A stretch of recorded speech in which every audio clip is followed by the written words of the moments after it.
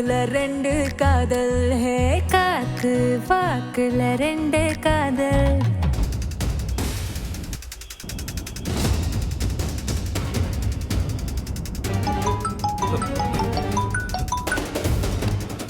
ரம்யா, ஏய் எங்க இருக்க சரவணா? ரம்யா எங்களை செல்வியோட அப்பா ஆளுங்க துரத்திட்டு வராங்க. என்ன சொல்ற? ஆமா, இப்ப என்ன பண்றதுன்னு எனக்கு தெரியல. சரவணா, அவங்க ரெண்டு பேரையும் புடிச்சிட்டாங்கன்னா கண்டிப்பா பிரிச்சிருவாங்கடா. அதான் எனக்கும் என்ன பண்றதுன்னே தெரியலையே. இப்ப எப்படி ரெஜிஸ்டர் ஆபீஸ் வர்றது? வேண்டாம் வேண்டாம், இப்ப நீங்க இங்க வர வேண்டாம். நான் சொல்ற மாதிரி செய்றீங்களா? நீ அவங்க ரெண்டு பேரையும் கூப்பிட்டுக்கிட்டு நேரா என் வீட்டுக்கு போயிடு. ஏன் என்ன விளையாடுறியா? நிஜமா தான் சொல்றேன், நான் சொன்ன மாதிரி செய். ஓகே. ரம்யா என்னங்க சொல்றாங்க? ஒண்ணும் இல்ல, நான் பாத்துக்கிறேன்.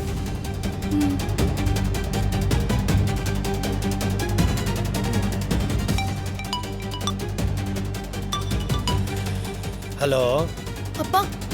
சொல்லு ரம்யா. அப்பா, நான் ஒரு பிரச்சனையில மாட்டிட்டு இருக்கேன்பா. நீங்க தான் எனக்கு ஹெல்ப் பண்ணணும். என்ன கல்யாண விஷயம் தானே? சொல்லுமா, கல்யாணத்துல என்ன பிரச்சனை? ஆமாப்பா, அது உங்களுக்கு எப்படி தெரியும்?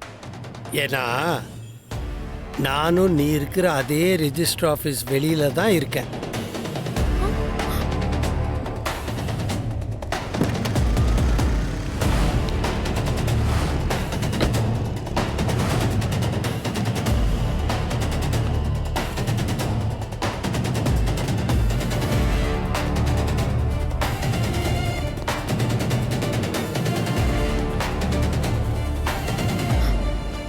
அப்பா, எப்படி ரம்யா, எப்படி என்கிட்ட கூட சொல்லாம இப்படி ஒரு காரியத்தை செய்ய துணிஞ்ச? நான் உன் மேல வச்சிருக்கிற நம்பிக்கை எல்லாத்தையும் தூக்கி தெருவுல வீசிடலான்னு உனக்கு எப்படிமா தோணுச்சு? அது இல்லப்பா, அது பேசாதம்மா. அன்னைக்கு உன்னை ரெஜிஸ்டர் ஆபீஸ்ல பார்த்தேன்னு ஒருத்தர் சொன்னப்ப கூட நான் அதை நம்பவே இல்லை. ஆனா இன்னைக்கு எனக்கே தெரியாம இதெல்லாம் செய்யணும்னு நினைச்சிட்டல்ல. ஒரு வார்த்தை கூட இத பத்தி அப்பா கிட்ட சொல்லணும்னு உனக்கு தோணல? இல்ல இத சொல்ற அளவுக்கு அப்பா ஒரு பொருட்டே இல்லைன்னு நினைச்சிட்டியா? ஐயோ அப்பா, அப்படிலாம் இல்லப்பா. நான் ஆரம்பத்திலேயே இதெல்லாம் உங்ககிட்ட சொல்லணும்னு தான் நினைச்சேன். ஆனா உங்களுக்கு எதுக்கு தேவையில்லாத பிரச்சனைன்னு தான் நான் அதை சொல்லாம இருந்துட்டேன்ப்பா. இப்ப கூட நான் எதுக்காக உங்ககிட்ட சொல்றேன்னா, உங்களால மட்டும் தான்ப்பா அவங்கள காப்பாத்த முடியும். இப்ப நீங்க ஹெல்ப் பண்ணலன்னா அவங்கள கண்டிப்பா பிரிச்சிருவாங்கப்பா. அவங்களையா? ஆமாப்பா, என் ஃப்ரெண்ட் செல்வி இருக்கால,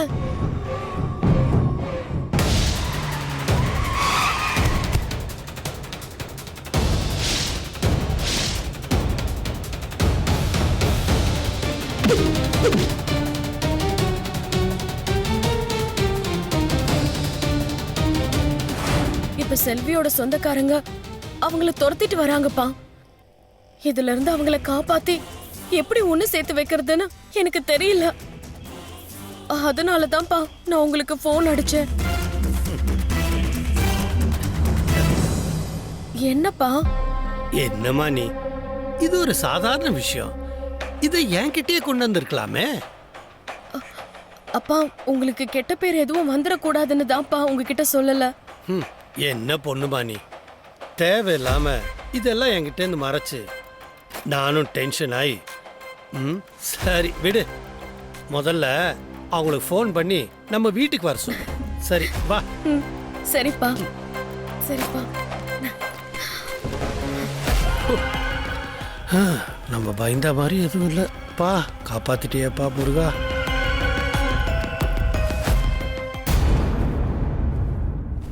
ஏய், என்னடி பண்ணிட்டு இருக்க? என் ஃப்ரெண்டு வேணி வீட்டுக்கு கிளம்புறேன். எதுக்கு? எதுக்கா? நான் அவ்வளவு சொல்லியும் பொண்ணு பார்க்க ஒரு குடும்பத்தை வர வச்சீங்க. இன்னொருத்தனும் வருவான், அவன் முன்னாடியும் பொம்மை மாதிரி என்னால புடவை கட்டிட்டு நிக்க முடியாது. அதனால தான் நான் வேணி வீட்டுக்கு போறேன். உங்களுக்கு எப்ப சரவணனுக்கு கட்டி கொடுக்க சம்மதமோ அப்ப சொல்லுங்க, நான் திரும்ப வரேன்.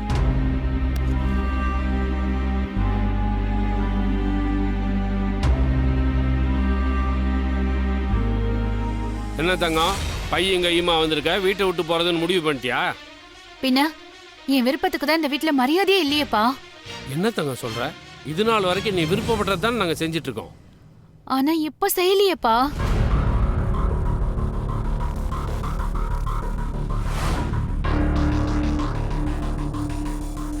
சரவணனுக்கு என்ன கட்டி கொடுக்கறதுல உங்களுக்கு என்னப்பா அப்படி பிரச்சனை?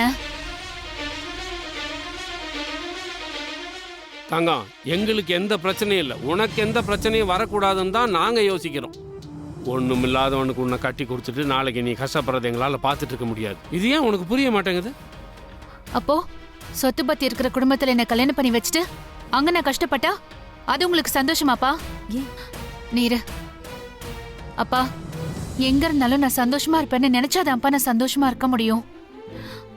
அது சரவணனோட நான் சந்தோஷமா இருப்பேன்னு நான் நம்புறேன்ப்பா. தயவு செஞ்சு இந்த நம்பிக்கைக்கு மரியாதை கொடுக்கறதா இருந்தா கொடுங்கப்பா, இல்லைன்னா விட்டுருங்க. நான் கல்யாணமே பண்ணிக்காம கூட இருந்துடுறேன். கிறுக்கச்சி மாதிரி பேசாதடி. கல்யாணம் பண்ணாம ஒரு பொண்ணால தனியா வாழ்ந்துட முடியும்னு நினைக்கிறியா நீ? மனசுக்கு பிடிச்சவங்களோட வாழ முடியாம கஷ்டப்படுறதுக்கு தனியா வாழறதே மேல். என்ன விடுங்கம்மா, நான் போறேன். ஏய் தங்கம், இப்ப என்ன உனக்கு அந்த பையனை கட்டி வைக்கணும் அவ்வளவுதானே? ஆமாப்பா. சரி, நீ உள்ள போ. அண்ணனுக்கு வரட்டு, நான் பேசி முடிவு பண்றேன். உள்ள போன்றேன்ல. ஏய், என்ன வேடிக்கை பார்த்துட்டு கூட்டுப்படி உள்ள வா.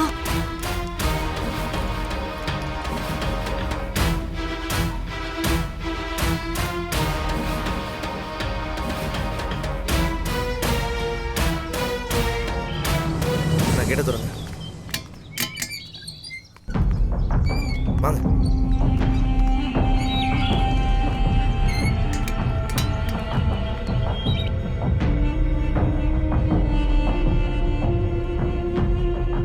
என்னாச்சு?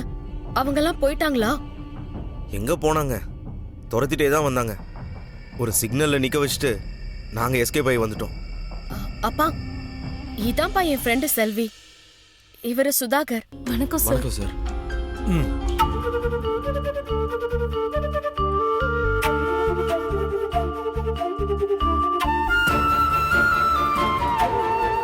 ரம்யா எல்லாத்தையும் சொன்னா. என்ன 2 பேரும் வேற வேற ஆளுங்களோ? ஆமாங்க, அதனால தான் இவங்க அப்பா நாங்கள் ஒன்று சேரக்கூடாதுன்னு நினைக்கிறாரு. ஹம். இன்னும் என்னத்துக்கு தான் இந்த ஜாதியை பிடிச்சி தொங்கிட்டு இருக்கானுங்களோன்னு தெரியல. இந்த சின்னஞ்சிறுசுகளுக்கு இருக்கிற புரிதல் கூட பெருசுங்களுக்கு இல்லை.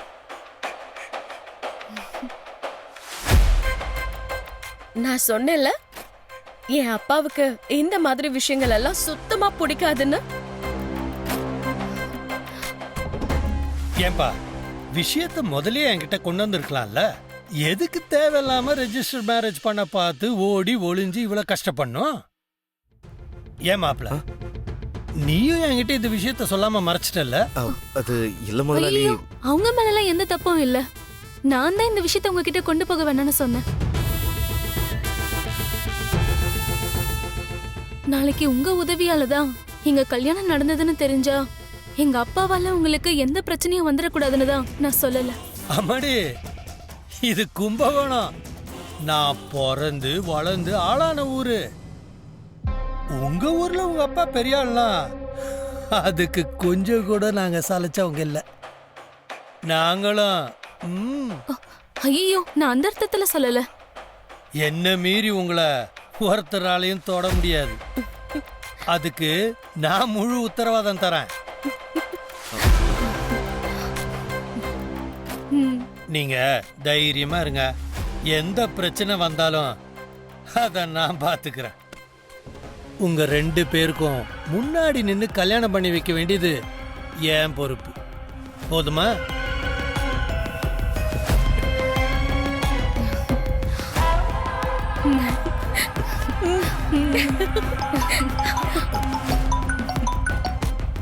ஹலோ. ஆமா, நான் வரேன். முதலாளி அம்மா கூப்பிடுறாங்க.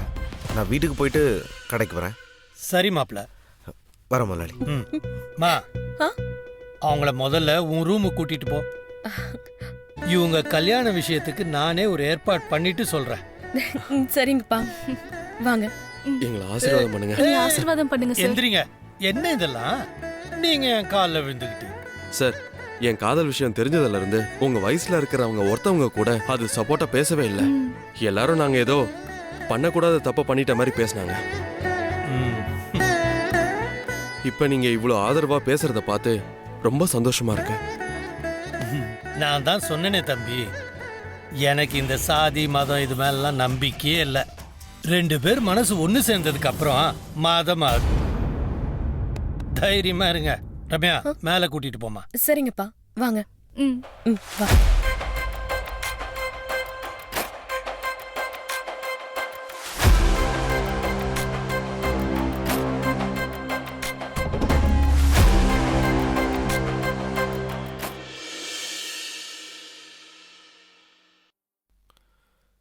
சொல்லுங்கப்பா.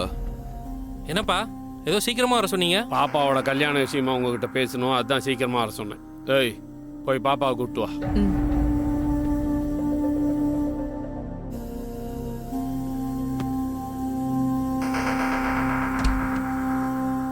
ஏய், எந்திரிச்சு வா, உங்க அப்பா கூப்பிடுறாரு. வரேன் போ.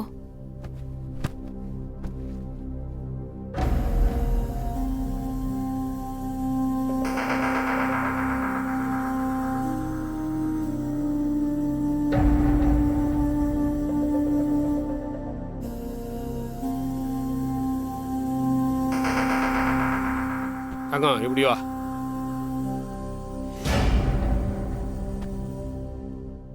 டேய், பாப்பாவோட கல்யாண விஷயமா நான் ஒரு முடிவு எடுத்திருக்கேன். பாப்பா ஆசைப்பட்ட மாதிரியே சரவணனுக்கு அவளை கட்டி கொடுத்துடலாம்னு தோணுது. அந்த பையன் நம்ம ஜாதியோ வசதி வாய்ப்போ இல்லாதவன் தான். அவன் பழக்க வழக்கத்தெல்லாம் வச்சு பார்க்கும்போது அவன் ரொம்ப நல்லவனாக தான் தெரியுறான்.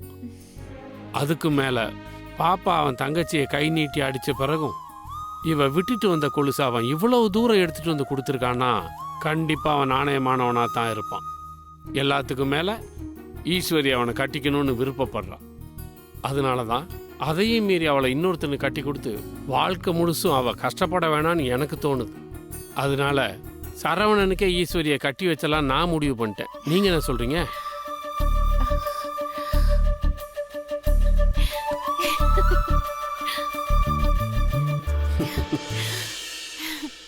தேங்க்ஸ்பா.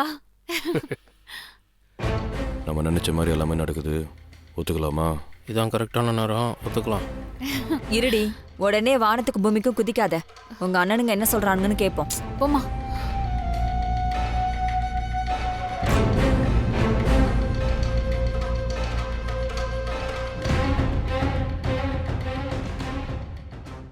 நீங்க என்னடா யோசிக்கிறீங்க? பாப்பாவோட விருப்பத்தை மீறி நாங்கள் எதுவும் செஞ்சதில்ல.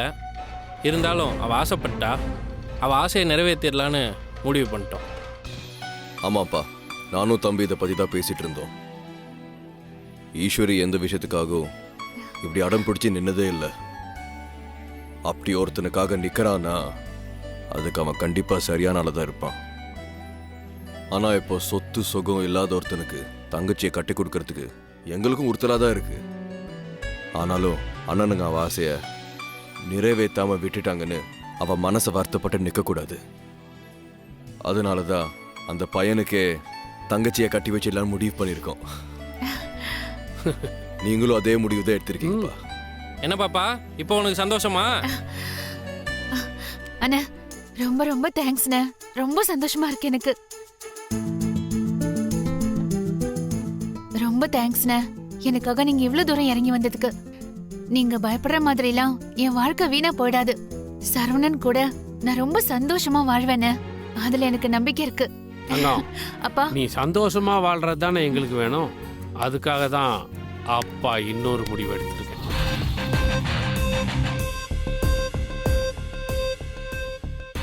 என்ன முடிவுங்க? அந்த பையனை வீட்டோட மாப்பிள்ளையா கொண்டு வர போறேன்.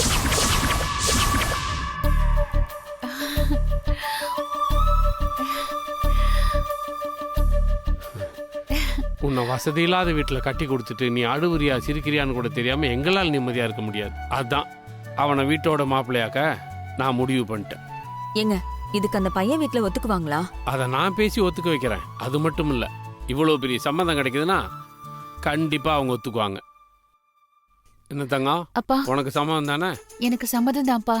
பிடிச்சவனே கல்யாணம் பண்ணிட்டு பிறந்த வீட்லயே வாழறதுக்கு எந்த பொண்ணு தான் வேண்டான்னு சொல்லுவா? அப்பா சரவண ஃபேமிலி கிட்ட பேசி எப்படியாவது சம்மதம் வாங்கிடுங்கப்பா ப்ளீஸ். அதெல்லாம் நான் பாத்துக்கிறேன். ஒரு நல்ல நாள் பார்த்து நானே அவங்க வீட்டுக்கு போய் இதை பத்தி பேசி வந்துடுறேன். சரியா? ஓகே. வா.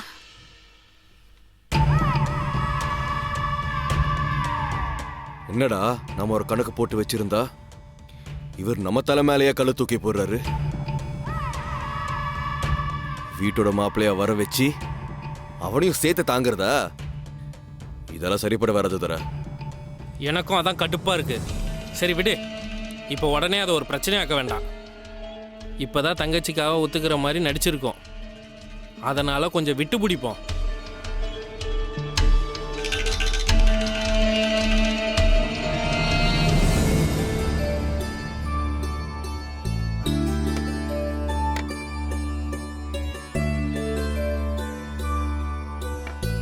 என்ன இப்ப நிம்மதியா உங்களுக்கு? ரொம்ப. கிட்டத்தட்ட பாதி பிரச்சனை முடிஞ்ச மாதிரி இருக்கு. பாதியா? என்ன நீங்க என் அப்பா பேசினதை கேட்டுட்டு தானே இருந்தீங்க? மொத்த பிரச்சனையும் முடிஞ்சிருச்சுன்னு நினைச்சுக்கோங்க. இனிமே எல்லாத்தையும் அவர் பார்த்துப்பாரு. இதுக்குதான் நான் ஆரம்பத்திலேயே சொன்னேன் அவர்கிட்ட இந்த விஷயத்த கொண்டு போயிடலாமான்னு. அப்படி போயிருந்தா என் நேரத்துக்கு உங்களுக்கு கல்யாணமே முடிஞ்சிருக்கும். ஆனாலும் உங்க அப்பா சூப்பருங்க. அந்த காலத்து மனுஷனா இருந்தாலும் கொஞ்சம் கூட பிற்போக்குத்தனமே இல்லாம இருக்காரு. இவங்க அப்பா மட்டும் இப்படி இருந்திருந்தா ஊரை விட்டு ஓடி வந்திருக்க வேண்டிய அவசியமே இருந்திருக்காது. சரி, உங்க அப்பா தான் லவ்வுக்கு இவ்ளோ சப்போர்ட்டிவா இருக்காருல்ல, அப்புறம் என்ன உங்க லவ் விஷயத்தை ஓபன் பண்ண வேண்டியதானே?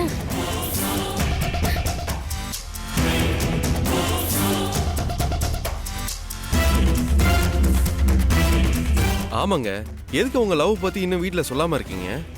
நான் ரெடி தான், ஆனா சார் தான் ரெடி ஆக மாட்டேங்கிறாரே, அதுதான் பிரச்சனை.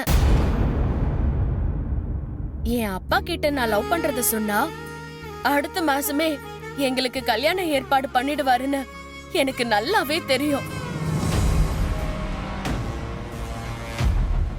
ஆனா அவன்தான் கமிட்மெண்ட் ஃபேமிலின்னு சொல்லியே லேட் பண்றான்.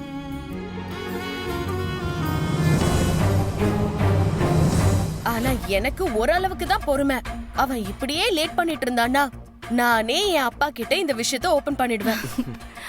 ஆனா பயங்கரமான ஆள் தாண்டி நீ. உங்க அப்பாக்கு கொஞ்சம் கூட டவுட் வராம எப்படி உங்க லவ் இப்படி மெயின்டைன் பண்றீங்க?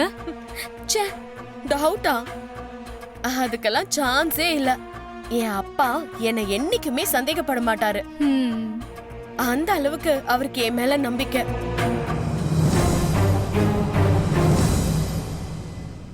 எனக்கு இருக்கிற ஒரே குற்ற உணர்வு என் அப்பாவுக்கு தெரியாம இத மறைச்சு வச்சிருக்கிறது தான். சீக்கிரமே இந்த விஷயத்த பத்தி அவன் வீட்ல சொன்னதும் நானும் என் அப்பா கிட்ட என் லவ் பத்தி சொல்லிடுவேன். அப்ப சீக்கிரமா உங்க கல்யாணமும் நடக்க போகுதுன்னு சொல்லுங்க.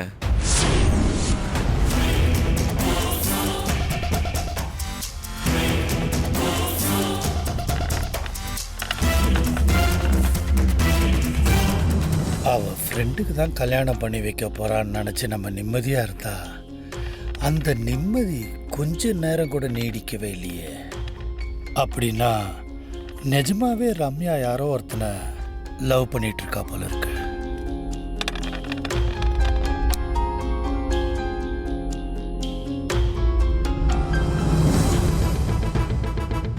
பார்த்து முதலாளி, இந்நேரம் கீழே விழுந்து உடஞ்சிருக்கும். என்னங்க மாப்ள, என்ன முதலாளி? அன்னைக்கு என் பொண்ணை பத்தி யோசிச்சுட்டு இருந்தேன்ல, நீ கூட என்ன விஷயம்னு கேட்டிய. ஆமா முதலாளி. கொஞ்ச நாளாவே அந்த குழப்பம்தான் காதோர சுத்துற வண்டாட்டம் என் தூக்கத்தையே ரெண்டாக்கிட்டு இருக்கு. அதுக்கு நீதான் மாப்பிள்ள உதவி பண்ணணும். என்ன முதலாளி? ரம்யா இருக்கால, அவ யாரோ ஒரு பையனை லவ் பண்றா மாப்ள. ஆனா அது யாரு என்னன்னு எனக்கு எதுவுமே தெரியல மாப்பிள. ரம்யா கிட்ட நேரா கேட்கவும் முடியல, கேட்காம கல்லாட்டம் இருக்கவும் முடியல. ஒரே குழப்பமா இருக்கு மாப்பிள. எனக்கு ஒரு உதவி பண்றியா? நீ தான் ரம்யா கிட்ட ஃப்ரெண்டு மாதிரி பேசி பழகுவல்ல, நீயே அதை யாரு என்னன்னு சூசகமா விசாரிச்சு சொல்றியா? இந்த காலத்து பிள்ளைங்க அப்பங்கிட்ட ஓப்பனா சொல்ல முடியாததை கூட ஃப்ரெண்டு கிட்ட பிராங்கா சொல்லிடுறாங்க. அதனால நீயே ரம்யா கிட்ட அந்த பையனை பத்தி கேட்டு சொல்றியா? என்ன மாப்பிள, சரிதானே? அப்புறம் அன்னைக்கு உன் தங்கச்சி ட்ரீட்மெண்ட்டுக்கு பணம் தரதா சொல்லியிருந்தேன்ல, இந்த 3 லட்சத்தை முதல்ல எடுத்துட்டு போய் ஹாஸ்பிட்டல்ல கட்டிடு. அப்புறம் நான் சொன்னதையும் என்ன ஏதுன்னு பாத்துக்க. உன் கையில பொறுப்பு கொடுத்ததுக்கு அப்புறம் தான் என் மனசு கொஞ்சம் லேசா இருக்கு. பாத்துக்க மாப்ள.